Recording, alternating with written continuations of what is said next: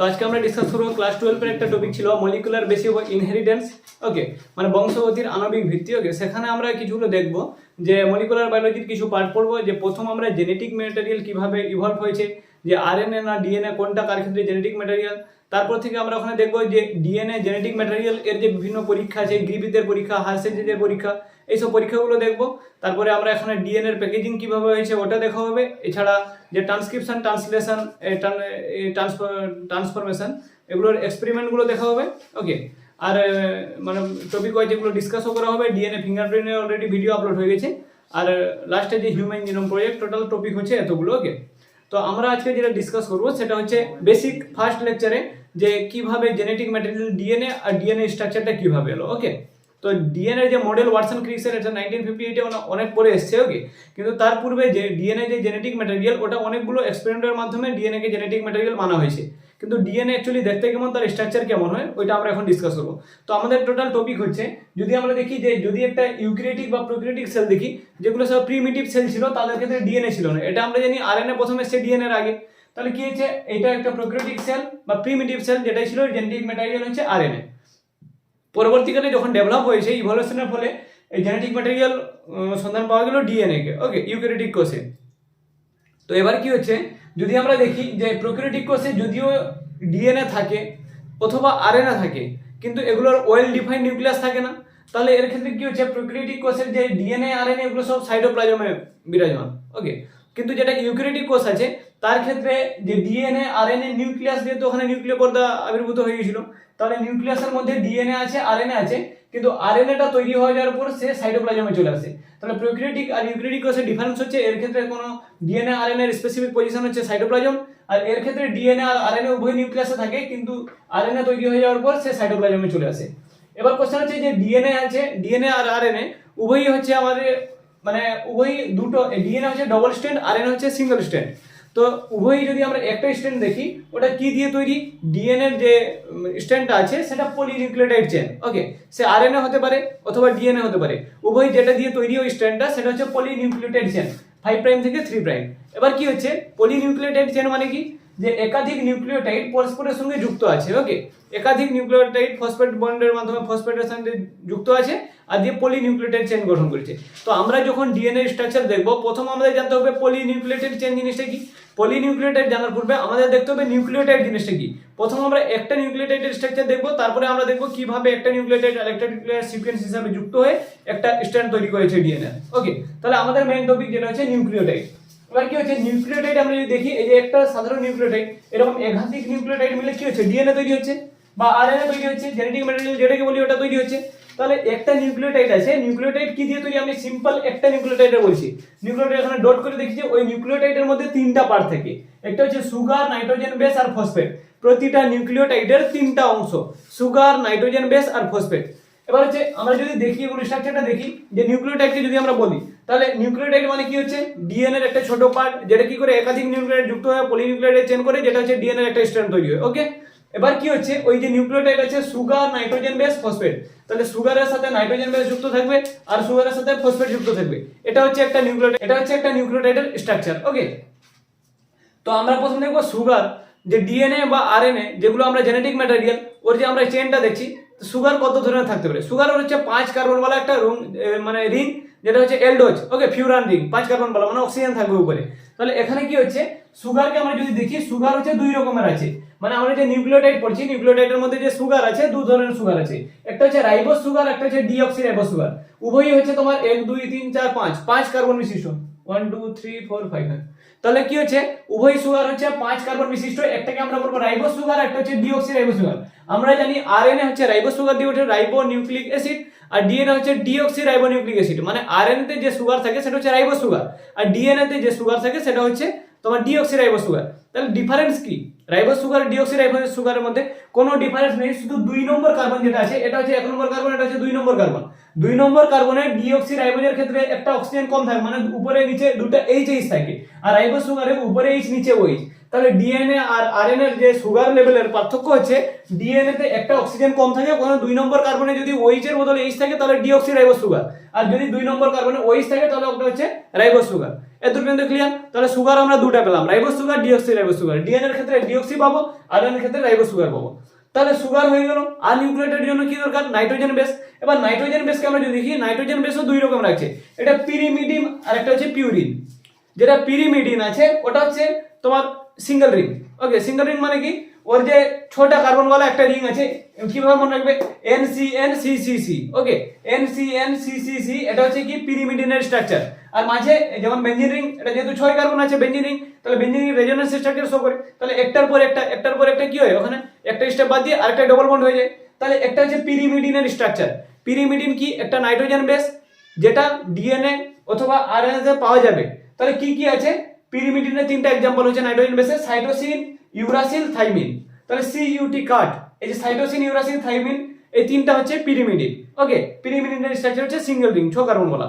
আরেকটা কি আছে নাইট্রোজেন বেস, আরেক রকমের আছে, সেটা হচ্ছে পিউরিন। পিউরিনের স্ট্রাকচার কি? এরকম NCNCCC, ছোটা কার্বন তো এখানে থাকবে, তার সাথে আবার NCN, তিনটা, মানে এটা হচ্ছে ডাবল রিং, দুটা রিং। ওকে, আর এটা ছিল সিঙ্গেল রিং। তাহলে এই যে N, এক নম্বর কার্বন দেখি NCNCCC, আর এখানে NCN, তাহলে 9টা কার্বন, টোটাল হচ্ছে 9টা বেস আছে, নাইট্রোজেন আর কার্বন মিলে 9টা টোটাল। তাহলে এখানে কি হচ্ছে, এটা দুটো রিং, এটা ছিল একটা রিং। তাহলে পিউরিন পিরিমিডিনের ডিফারেন্স হচ্ছে এইটা। পিউরিন কোনগুলো? এডিনিন আর গুয়ানিন, দুটো হচ্ছে পিউরিন আর বাকি তিনটা হচ্ছে ওকে পিরিমিডিন। আমরা জানি ডিএনএ তে কি কি নাইট্রোজেন বেস থাকে? AGCT, adenine, guanine, cytosine, thymine. RNA তে কি থাকে? এডিনিন, গুয়ানিন, সাইটোসিন আর ইউরাসিল, থাইমিনের বদলে ইউরাসিল থাকে। তাহলে এ দুটো হচ্ছে আরএনএ, এ দুটো আর এ দুটো হচ্ছে ডিএনএ তে। ওকে, তাহলে নাইট্রোজেন বেস হয়ে গেল, নাইট্রোজেন বেস এখানে যুক্ত হয়ে যাবে। ওকে, এবার একটা জিনিস বলে দিই, সুগারের সাথে যে নাইট্রোজেন বেস যুক্ত হবে, তাহলে নাইট্রোজেন বেস মধ্যে CU, সাইটোসিন, ইউরাসিল, থাইমিনও যুক্ত হতে পারে, অথবা এডিনিন, গুয়ানিনও হতে পারে। যদি পিরিমিডিন মানে সাইটোসিন, ইউরাসিল, থাইমিন ওটা যদি আমাদের সুগারের সাথে যুক্ত হয়, তাহলে সুগারের কোন কার্বনের সঙ্গে যুক্ত হবে জানো তো? এটা হচ্ছে সুগারের স্ট্রাকচার, সুগার বলছি, ঠিক আছে? তো এটা হচ্ছে সুগারের স্ট্রাকচার। তো সুগারের 1 নম্বর কার্বনের সাথে তোমার নাইট্রোজেন বেস যেটি সেটা থাকে পিরিমিডিন, তাহলে তার 1 নম্বর কার্বন, এর 1 নম্বর কার্বন হচ্ছে এর 1 নম্বর N1 এর সঙ্গে এর C1, এর C1 এর সাথে এর N1 যুক্ত হবে কখন? যখন সুগার আর নাইট্রোজেন বেসটা থাকবে পিরিমিডিন। নাইট্রোজেন বেস যদি পিরিমিডিন থাকে, তাহলে ওর কিভাবে লিংকড হবে? এর এই কার্বনের সাথে এর এই কার্বনের, মানে এই 1 নম্বরে যুক্ত হয়ে যাবে। ওকে, আচ্ছা, যদি পিউরিনের সাথে যুক্ত হতে হয়, পিউরিনতে দুটো রিং আছে, তাহলে এখানে কি হবে? এর 1 নম্বর, সুগারের 1 নম্বরের থেকে এর 9 নম্বরে যুক্ত হবে, তাহলে N9C1 লিংকেজ। ওকে, আর এটা হচ্ছে N1C1 লিংক থাকবে। আর ক্ষেত্রে পিরিমিডিন আর পিউরিন, মানে যেটা বলতে চাইছি, সুগার যে আছে, সুগারের সাথে নাইট্রোজেন বেস যুক্ত হবে। যদি সেটা পিরিমিডিন থাকে, তাহলে এর C1 এর সাথে ওর N1 যুক্ত হবে। যদি সেটা পিউরিন থাকে, তাহলে ওটা ডবল রিং আছে, তাহলে এর C1 এর সাথে ওর N9 যুক্ত হবে। ওকে, এটা ছিল সুগারের সাথে কিভাবে নাইট্রোজেন বেস যুক্ত হয়েছে। এতক্ষণ আমরা যেটা দেখলাম, সুগার আর প্লাস নাইট্রোজেন বেস, ওকে বলে নিউক্লিওসাইড। এখনো নিউক্লিওটাইড গঠন হয়নি, তাহলে সুগারের সাথে নাইট্রোজেন বেস যুক্ত হয়ে যাওয়া মানে ওকে বলবো নিউক্লিওসাইড। এবার আসবে কি ফসফেট, ফসফেট এসে যুক্ত হয়ে গেলে তার নাম হয়ে যাবে নিউক্লিওটাইড। ওকে, এবার এই একটা নিউক্লিওটাইড কিভাবে গঠন হচ্ছে দেখো। তাহলে কি হচ্ছে, যখন আমরা সুগারের সাথে নাইট্রোজেন বেস শুধু যুক্ত হবে, এই দুটোকে আমরা বলবো নিউক্লিওসাইড। ফসফেট এবার আসবে, ফসফেট কি হচ্ছে, এখানে H3PO4। ওকে, ফসফেটের সঙ্গে হচ্ছে এইটা, কারণ ফসফেটের চারদিকে 3 দিকে OH থাকবে, উপরে ডবল বন্ড ও থাকবে। তাহলে এটা হচ্ছে ফসফেটের স্ট্রাকচার। ফসফেট কি হবে, আমরা যদি বলি নিউক্লিওটাইড আছে, নিউক্লিওটাইডের পুরো স্ট্রাকচারে 3টা ফসফেট যুক্ত হবে, একটা না দুটো না, পুরো 3টা ফসফেট। ওকে, এডিনোসিন ট্রাইফসফেট। ওকে, এবার কি হচ্ছে, ওখানে এডিনিন থাকে। ওকে, আচ্ছা, তাহলে আমরা ওগুলো স্ট্রাকচারগুলো পরে দেখবো। তাহলে একটা নিউক্লিওটাইডের স্ট্রাকচার এখানে দেখিয়ে দিচ্ছি। সাপোজ আমরা ATP দেখিয়েছি। ওকে, ATP মানে একটা নিউক্লিওটাইড। দেখো কি হচ্ছে, এটা আমাদের একটা ছিল সুগার, এটা OH আছে, মানে এটা বুঝতে পারি আমরা রাইবোজ সুগার। এবার কি হচ্ছে, এটার সাথে কে যুক্ত হয়? এডিনিন। এডিনিনটা কি? একটা পিউরিন। তাহলে ডবল রিং আছে, আমি এখানে স্ট্রাকচার আঁকিনি, শুধু এরকম দেখিয়ে দিচ্ছি, এটা হচ্ছে এডিনিন। ওকে, তাহলে এডিনিনের ক্ষেত্রে কি হচ্ছে? পিউরিন। তো পিউরিনের ক্ষেত্রে যুক্ত হবে কি? 9 নম্বরের সাথে 1 নম্বরে। সবাই এখানে এটা ভেবে নিলাম 9 নম্বর, এটা 1 নম্বর, সে যুক্ত হয়ে গেল, ছাড়া হতো জানার দরকার নেই। এবার কি হচ্ছে, এটা CH2OH আছে। তাহলে এবার এর সাথে কি আসবে? ফসফেট আসবে, কারণ যতক্ষণ ফসফেট যুক্ত না হয়েছিল ওর নাম হয়েছিল নিউক্লিওসাইড। এবার আমাদের ফসফেট আসছে, ফসফেটের কি হবে? এই যে H আর এখানে যে OH ছিল, জোর হয়ে বেরিয়ে যাবে। এখান থেকে কি বেরিয়ে যাবে? H2O। H2O মানে বুঝেছো? সুগারের ক্ষেত্রে দেখো স্ট্রাকচারে CH2OH ছিল, আর এখানে ফসফেটের OH আসছে, তাহলে AOH আর এখানকার H জোর হিসেবে বেরিয়ে গেল। তাহলে এর দূর পর্যন্ত কোনো অসুবিধা ছিল না। তারপরে আরেকটা ফসফেট আসবে, সেও এরকম বেরিয়ে যাবে। ওকে, ওখান থেকে কি করবে? H কে বের করে দিবে, সেও OH ওখান থেকে বেরিয়ে যাবে। ওকে, এবার কি হচ্ছে, এইভাবে 3টা ফসফেট টোটাল যুক্ত হয়ে গেছে। ওকে, তাহলে এটা একটা স্ট্রাকচার কার? নিউক্লিওটাইডের। তাহলে এটা হলো একটা নিউক্লিওটাইড। এরকম করে আরেকটা নিউক্লিওটাইড আসবে, আরেকটা নিউক্লিওটাইড আসবে। যখন আরেকটা নিউক্লিওটাইড আসবে তখন একটা ফসফেট শুধু থাকবে, বাকি দুটো এনার্জির ফর্মে বেরিয়ে যাবে। ওকে, তাহলে এইখানে দেখো এখানে কোনো যুক্ত হবে না, যুক্ত হবে এই 3 নম্বরে OH আছে। তাহলে ফসফেট ফসফেট মানে আরেকটা এরকম এডিনোসিন বা থাইমিন এরকম কিছু কোনো একটা এলো নিউক্লিওটাইড, সে কি করবে এর 3 নম্বর কার্বনের সঙ্গে যুক্ত হবে। ওকে, এটা 1 নম্বর 2 নম্বর 3 নম্বর, হ্যাঁ, তাহলে এই 3 নম্বরের সাথে যুক্ত হবে। তাহলে কি হচ্ছে, এটা হচ্ছে 5 নম্বর কার্বন, তাহলে এটা 5 প্রাইম, এটা থেকে যাবে স্টেবল। এখান থেকে কেন দুটো ফসফেট গ্রুপ পালিয়ে যাবে, 5 প্রাইম স্টেবল থেকে হলো। আর যত নিউক্লিওটাইড গুলো আসবে সেগুলো সব ওই 3 নম্বরে যুক্ত হতে থাকবে, তাই এর নাম হচ্ছে 3 প্রাইম, এভাবে চলতে থাকবে। ওকে, তাহলে এটা ছিল টোটাল ডিএনএ স্ট্রাকচার। ওকে, তাহলে ডিএনএ স্ট্রাকচারে আমরা কি কি দেখলাম, আমরা বললাম আমাদের মলিকুলার বায়োলজি পড়ার ক্ষেত্রে প্রথম আমাদের জেনেটিক ম্যাটেরিয়াল কি ছিল, সে ডিএনএ হতে পারে, আরএনএ হতে পারে। ওটা আমরা পরে ইভলিউশনের মাধ্যমে আমরা জানতে পেরেছি, বিভিন্ন পরীক্ষা, গ্রিফিথের পরীক্ষা, হার্শেজের পরীক্ষার মাধ্যমে আমরা ওগুলো জানতে পারবে যে কিভাবে কোনটা জেনেটিক ম্যাটেরিয়াল বা কত পরে এসছে, ডিএনএ এর মডেল কি। কিন্তু আমরা শুধুমাত্র এতটুকু আমাদের আইডিয়া ছিল, ডিএনএ হচ্ছে ডাবল হেলিক্স, আর আরএনএ হচ্ছে সিঙ্গেল হেলিক্স। ওকে, সিঙ্গেল স্ট্র্যান্ড। তাহলে ওই যে স্ট্র্যান্ডটা কি দিয়ে তৈরি, আমরা তখন ভালো করে যখন দেখলাম তখন বুঝতে পারলাম যে ডিএনএ এর মধ্যে এমন কিছু ম্যাটেরিয়াল আছে সেগুলো পলিনিউক্লিওটাইড চেইন হিসেবে যুক্ত আছে। তাহলে ওই নিউক্লিওটাইড গুলো কি, নিউক্লিওটাইড সুগার থাকবে, নাইট্রোজেন বেস থাকবে, ফসফেট থাকবে। তাহলে আমরা বললাম সুগারও কত রকমের থাকতে পারে, আমরা সুগারের ছবি দেখেছি। সুগার থাকতে পারে ribose sugar, deoxy ribose sugar. 2 নম্বরে শুধু অক্সিজেন কম থাকলে ডিঅক্সি রাইবোজ, অক্সিজেন যুক্ত থাকলে সেটা হচ্ছে রাইবোজ।